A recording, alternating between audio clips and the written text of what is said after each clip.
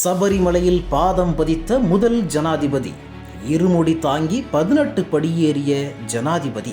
ஐயப்பன் கருணைக்கு ஈடு இல்லை என பெருமிதம். பாதுகாப்பு அதிகாரிகளும் இருமுடி கட்டி பயணம். விண்ணை பிளந்த சரண கோஷம்.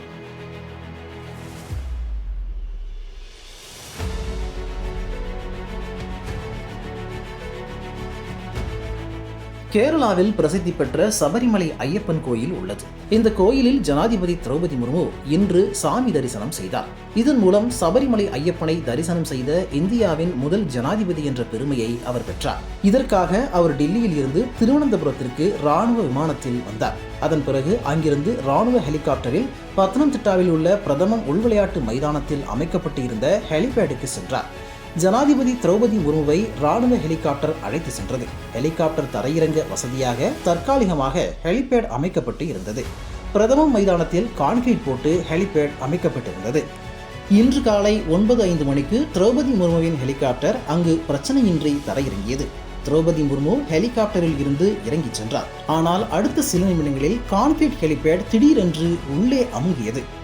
இதனால் ஹெலிகாப்டரின் சக்கரம் கான்கிரீட் தளத்தில் சிக்கிக்கொண்டது.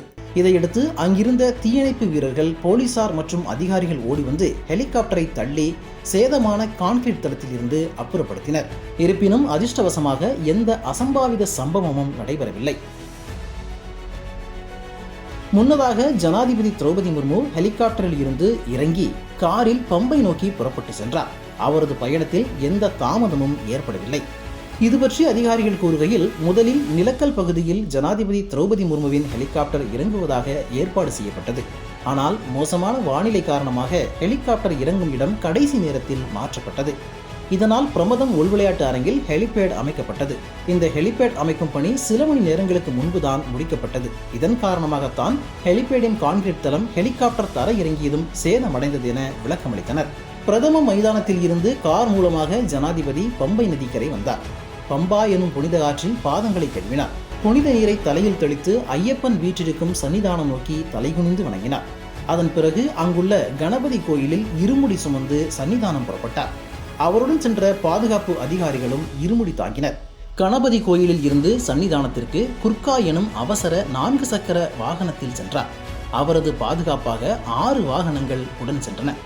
இன்று காலை 11:50 மணிக்கு திரௌபதி முர்மு சன்னிதானத்தை அடைந்தார்.